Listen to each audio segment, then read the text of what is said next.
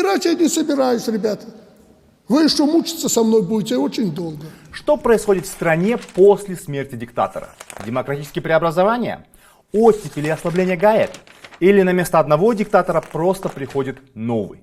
Попробуем разобраться на примере нашего постсоветского региона, где за последнее время умерли уже несколько авторитарных лидеров. Режим не изменился, изменился только президент. При Бердымухамедову даже стало хуже, чем при Ниязове. Управлять страной до смерти – явление, характерное не только для монархии. В СССР это называлось «умереть на посту». Так было, например, с Лениным, Сталиным, Брежневым, Андроповым, Черненко. В новейшей истории такое тоже случалось. Это смерть Сапармурата Ниязова в Туркменистане и смерть Ислама Каримова в Узбекистане. Смерть Каримова была для нас неожиданной, потому что здоровье у него было на тот момент, когда он умер, нормально. Ниязов вообще последние годы болел серьезно. У него был сильный диабет и очень высокое давление.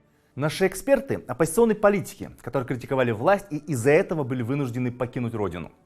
Именно поэтому за состоянием здоровья лидеров Туркменистана и Узбекистана они следили очень внимательно. Стал звонить сразу, как узнал об этом, своим знакомым в Ашхабаде.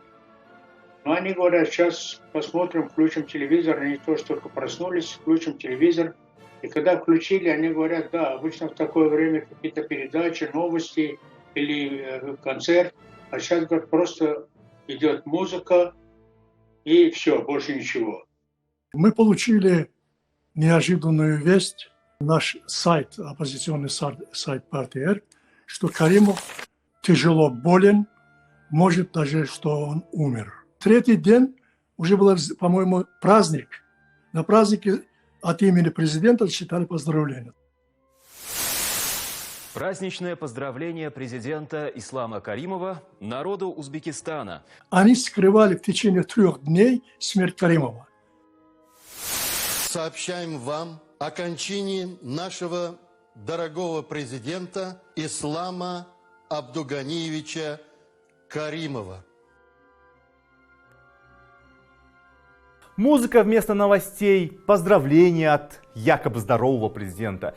Зачем все это? Дело в том, что в диктатурах крайне редко есть четкий алгоритм действий на случай смерти главы государства. То есть номинально, конечно же, все есть. Процедуры даже могут быть закреплены в Конституции. Но на практике они не соблюдаются.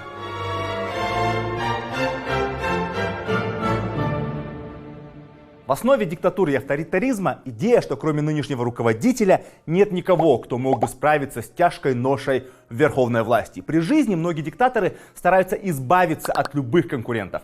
Но в политическом истеблишменте, конечно, всегда есть потенциальные преемники. Однако далеко не всегда это те люди, которым обязанности главы государства должны перейти по закону. Например, в Туркменистане в случае смерти Ниязова исполнять его обязанность должен был глава парламента Авазгельди Атаев. Но вместо этого власть перешла в руки Гурбангулы Бердымухамедова, который на тот момент уже 6 лет как был вице-премьер-министром. Председателя Меджлиса быстро вспомнили его старые дела и упрятали его за решетку. Атаева отправили в тюрьму в декабре 2006 года, и с тех пор о нем ничего не известно. МИД Туркменистана в 2012 году заявил, что Атаев был освобожден, но подтвердить эту информацию из независимых источников, или хотя бы подтвердить просто, что он жив, мы не можем. В Узбекистане транзит власти после смерти диктатора прошел гораздо спокойнее. Нигматулла Юлдашев был председателем парламента, и он отказался от своей миссии, предписанной ему Конституцией Республики, что он должен был занять пост президента Республики Узбекистан. И он отказался, сказал, что он не занимается, то есть он не знает государственные дела, он не занимается активной политикой или что там такой бред он произнес и отдал это место премьер-министру Шавкату Мирзияеву. Итак, механизм, определяющий смену власти при смерти президента, дает сбой. Диктатор умер, спикер парламента не исполняет своих обязанностей. В теории наступает время, где может выйти оппозиция со своим альтернативным единым кандидатом. Кстати, а где в это время оппозиция?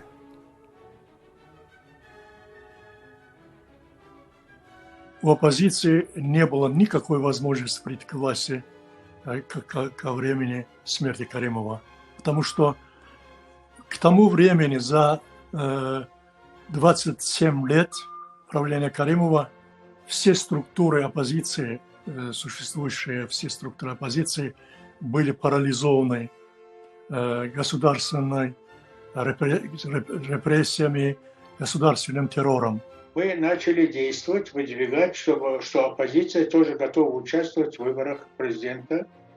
Вот, проводили здесь мероприятия, помогали нам в этом правозащитные международные организации.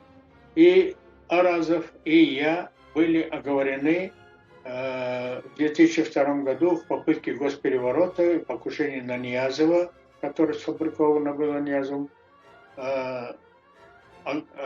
осуждены пожизненно. Поэтому, если бы мы вернулись в республику и готовность проявив, в смысле выдвинуть свои кандидатуры на выборы президента Туркменистана, то, безусловно, в первую очередь нас бы сразу, согласно того, что мы осуждены были, сразу бы, конечно, нас упрятали за решетку. Итак, альтернативы кандидату власти нет. Единственный вопрос, а кто именно этот единый кандидат власти?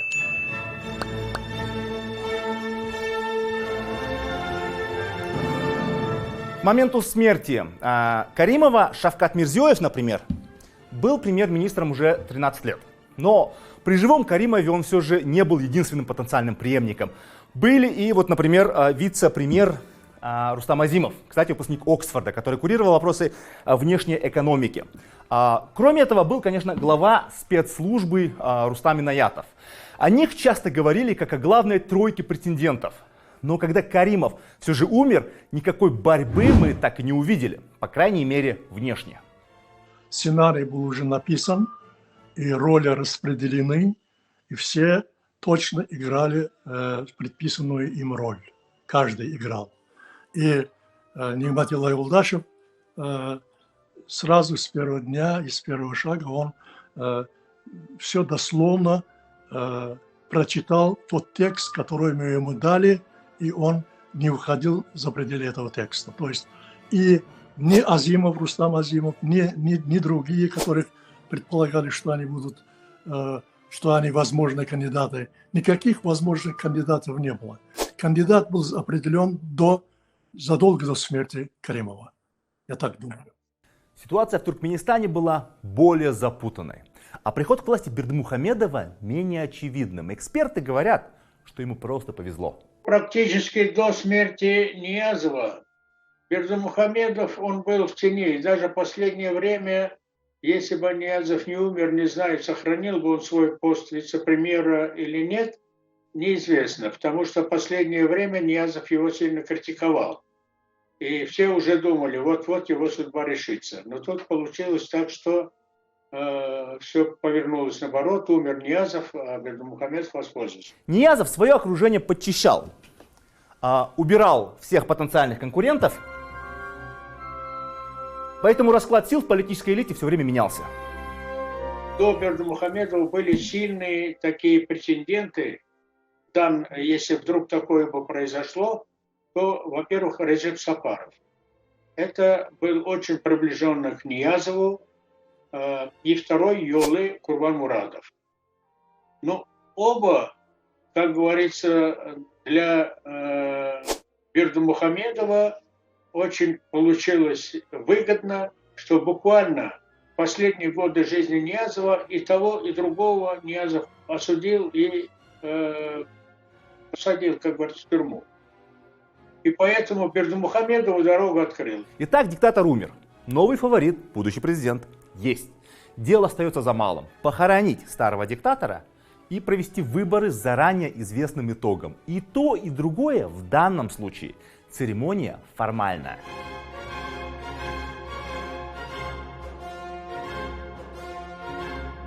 Еще с советских времен прослеживается важная закономерность. А новый фаворит после смерти вождя занимает церемониальную должность главы похоронной комиссии. Ну, председатель похоронной комиссии. Когда умер Ленин, председателем комиссии на его похоронах был Сталин.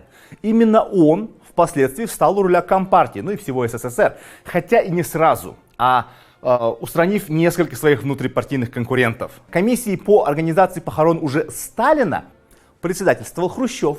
Его, кстати, сместили с должности еще при жизни. А вот сменивший его Брежнев снова умер на посту. И традиция продолжилась. Брежнева хоронил Андропов, Андропова — Черненко. Черненко в последний путь провожал Михаил Горбачев, последний президент СССР. Традицию с похоронами в Туркменистане решили сохранить. Советский сценарий очень пригодился после смерти Ниязова. Курбангулы Бердымухамедова знали в стране, но при живом диктаторе позиционировать себя в качестве возможного преемника, ну или будущего президента было бы очень опасно. А возглавив похоронную комиссию, можно было сразу дать нужный сигнал, прямо как Сталин. Чуть позже, когда умер Ислам Каримов, в Узбекистане тоже решили не изобретать велосипед. Шавкат Мирзиёев возглавил похоронную комиссию Ислама Каримова и стал следующим президентом. Широкой общественности дали недвусмысленно понять: мы тут уже решили, вот человек, который будет управлять дальше. Ну а кто же еще? Тем более, что вроде бы грядут какие-то перемены.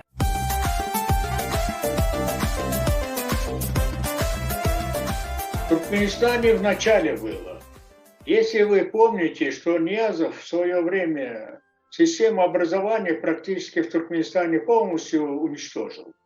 Как школьные, среднее образование, так и вузы. Вузы, это вы можете представить, вуз двухгодичный. Или мединститут, в котором 7 лет учатся, потом 2 года там типа практики, и после этого ты только можешь получить диплом. А он все это сводит к 2 годам. 11-летку свел к 9-летке. И убрал многие основные предметы. И одним из основных предметов было рухнама, его произведение. Вот. Это раз, система образования. Потом убрал, лишил, вернее, пенсионеров пенсии, что у туркмен принято, за стариками должны беспокоиться дети, они должны, как говорится, содержать стариков. Ну, вот таких парадоксов, как изменение названия месяцев, дней недели. Вот это все Бердымухамедов, когда стал президентом, я не случайно говорю стал, не выбрали его, а стал. Вот, он, конечно, делал первые такие шаги, и мы считали, и даже первый год не стали ни критиковать, ничего, даже несмотря на то, что мы знали, каким путем он добрался до этого кресла, он восстановил пенсии, стал изменять систему образования, изменение названий месяцев, дней недели. И вот эти вот его первые шаги, мы поверили, что он может быть реформатором в стране. После прихода Мирзияева и после первых его шагов в сторону видимой такой внешней либерализации социально-политической жизни, как будто и особенно в экономической жизни, и особенно во внешней политике он открыл двери с Таджикистану, Киргизии и смягчил таможенную систему, и товарооборот был уже оживлен к тому времени, оживился и между нашими братскими странами.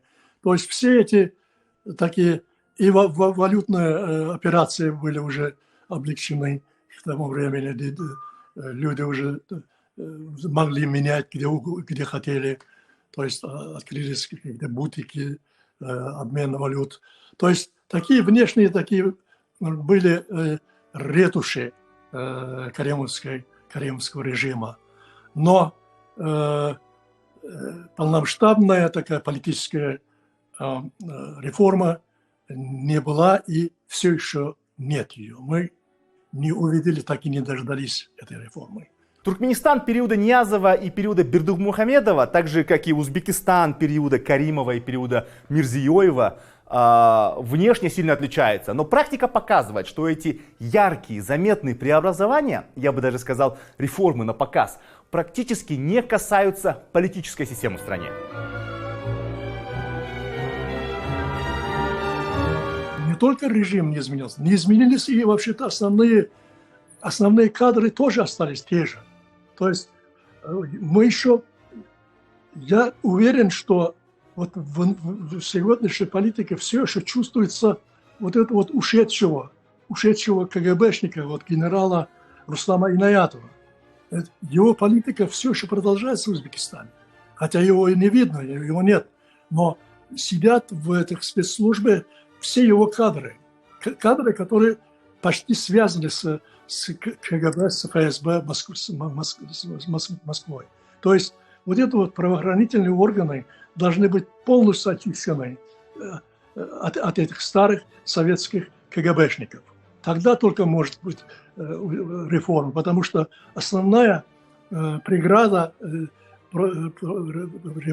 реформ вот эта вот система, КГБшная система, остатки от каримовского режима. Бердымухамедов, как я говорил, первые шаги вроде сделал, а потом именно пошел теми же всеми его методами Ниязова, держать народ в страхе, бороться против оппозиции, и абсолютно при нем стало еще хуже, чем при Ниязове. Так как Ниязов был детдомовский, у него не было практически родных. А у Гурбангулы Бердымухамедова у него были сестры, соответственно, племянники, которые уже тоже были в возрасте, и все ключевые места в бизнесе начали завладевать именно его клан, Бердымухамедовский. И оно существует и до сегодняшний день.